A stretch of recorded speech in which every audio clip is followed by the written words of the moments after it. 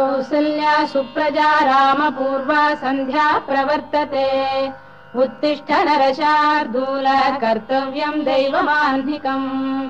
कौसल्या सुप्रजा रामपूर्वा सन्ध्या प्रवर्तते उत्तिष्ठ नरशार्दूल कर्तव्यम् दैवमाह्निकम्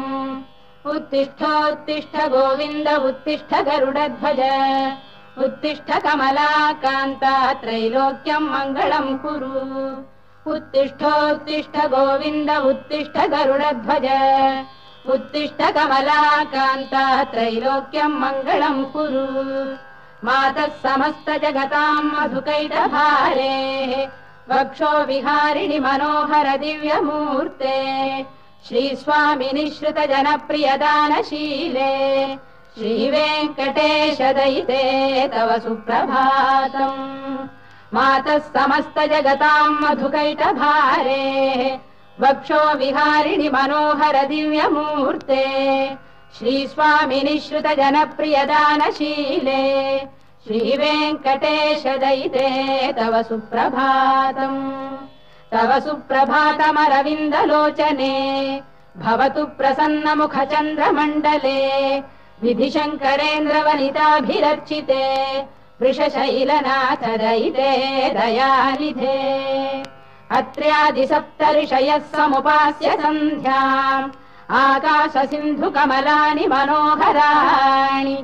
आदाय पादयुगमर्चयितुम् प्रपन्नाः शेषाद्रिशेखर विभो तव सुप्रभातम्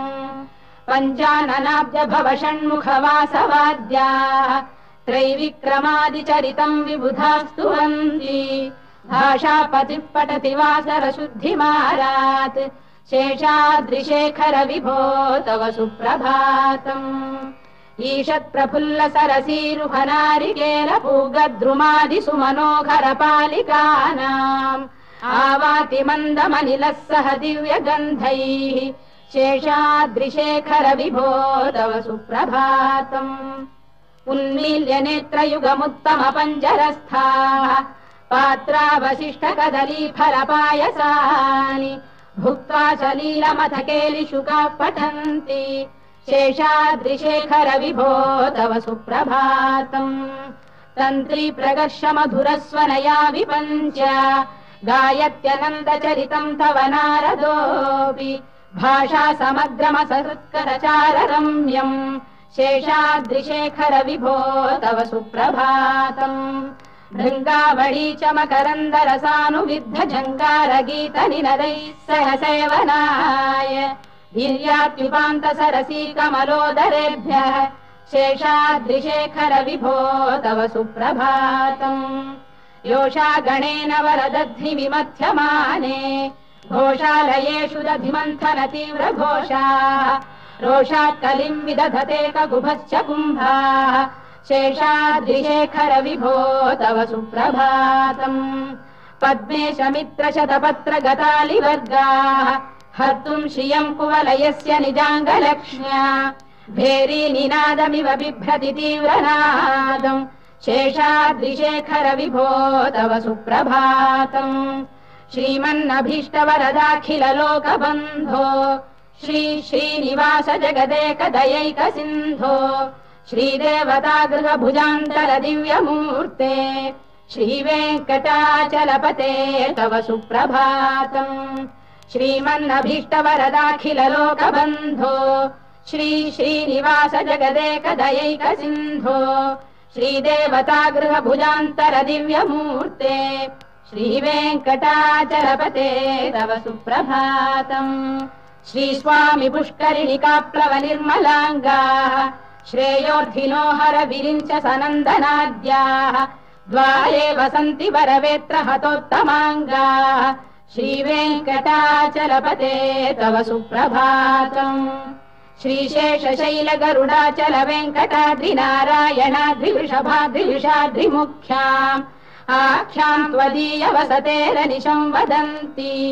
श्रीवेङ्कटाचलपते तव सुप्रभातम् सेवा परा शिव सुरेश कृशानुधर्म रक्षोऽम्बुनाथ पवमान धनाधिनाथाः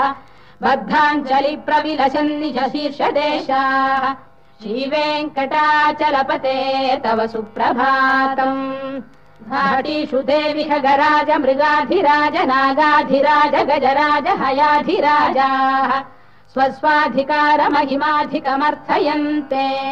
श्रीवेङ्कटाचलपते तव सुप्रभातम् सूर्येन्दुभौमबुधवाक्परिकाव्यसौरिस्वर्भानुकेतुदिविषत्परिषत्प्रधानाः त्वद्दासदासचरमावधिदासदासाः श्रीवेङ्कटाचलपते तव सुप्रभातम् त्वत्पादधूलिभरितस्फुलितोत्तमाङ्गाः स्वर्गापवर्गनिरपेक्षनिजान्तरङ्गाः कल्पागमाकलनयाकुलताम् लभन्ते श्रीवेङ्कटाचलपते तव सुप्रभातम् त्वद्गोपुराग्रशिखराणि निरीक्षमाणाः स्वर्गापवर्गपदवीम् परमाम् श्रयन्तः मर्त्या मनुष्यभुवने मतिमाश्रयन्ते श्रीवेङ्कटाचलपते तव सुप्रभातम् श्रीभूमिनायक दयादिगुणामृताब्धे देवादिदेव जगदेक शरण्यमूर्ते श्रीमन्ननन्त गरुडाधिभिरर्चिताङ्घ्रे श्रीवेङ्कटाचलपते तव सुप्रभातम् श्रीपद्मनाभ पुरुषोत्तम वासुदेव वैकुण्ठ माधव जनार्दन चक्रपाणे श्रीवत्स चिह्न शरणागत पारिजात श्रीवेङ्कटाचलपते तव सुप्रभातम् कन्दर्पदर्पहर सुन्दर दिव्यमूर्ते कान्ताकुजाम्बुरुह कुड्मललोल दृष्टे कल्याण निर्मल गुणाकर दिव्य कीर्ते श्रीवेङ्कटाचलपते तव सुप्रभातम् मीनाकृते कमठकोल नृसिंहवर्णिन् स्वामीन् परश्वत तपोधन रामचन्द्र शेषांश रामयदुनन्दन कल्किरूप श्रीवेङ्कटाचलपते तव सुप्रभातम् लीलालवङ्ग घनसार सुगन्धितीर्थम् दिव्यम् वियस्सरिति हेम घटेषु पूर्णम् धृत्वाद्य वैदिक शिखामणयः प्रहृष्टाः तिष्ठन्ति वेङ्कटपते तव सुप्रभातम् भास्वानुदेति विगचानि सरोरुहाणि सम्पूरयन्ति निनदैः कगुभो विहङ्गाः श्रीवैष्णवाः सततमर्थितमङ्गलास्ते धामाश्रयन्ति तव वेङ्कट सुप्रभातम् ब्रह्मादयः सुरवराः समहर्षयस्ते सन्तः सनन्दन मुखास्तव योगिवर्याः धामान्तिके तव हि मङ्गलवस्तु हस्ताः श्रीवेङ्कटाचलपते तव सुप्रभातम् लक्ष्मीनिवास निरवद्य गुणैक सिन्धो संसार सागर समुत्तरणैक सेतो वेदान्त वेद्य निज वैभव भक्त भोग्य श्रीवेङ्कटाचलपते तव सुप्रभातम् लक्ष्मीनिवास निरवद्य गुणैक सिन्धो संसार सागर समुत्तरणैक सेतो वेदान्त वेद्य निज वैभव भक्त भोग्य श्रीवेङ्कटाचलपते तव सुप्रभातम् इत्थम् वृषाचलपतेरिह सुप्रभातम् ये मानवाः प्रतिदिनम् पठितुम् प्रवृत्ताः तेषाम् प्रभात समये स्मृतिरङ्गभाजाम् प्रज्ञाम् परार्थसुलभाम् परमाम् प्रसूते इत्थम् वृषाचलपतेरिह सुप्रभातम् ये मानवाः प्रतिदिनम् पठितुम् प्रवृत्ताः तेषाम् प्रभात समये स्मृतिरङ्गभाजाम् प्रज्ञाम् परार्थसुलभाम् परमाम् प्रसूते कमलाकुचूचुक कुङ्कुमतो नियतारुणितातुलनीलतनो कमलायतलोचन लोकपते विजयी भव वेङ्कटशैलपते कमलाकुचूचुक कुङ्कुमतो नियतारुणितातुलनीलतनो कमलायतलोचन लोकपते विजयी भव वेङ्कटशैलपते सचतुर्मुख षण्मुख पञ्चमुख प्रमुखाखिल दैवतमौलिमणे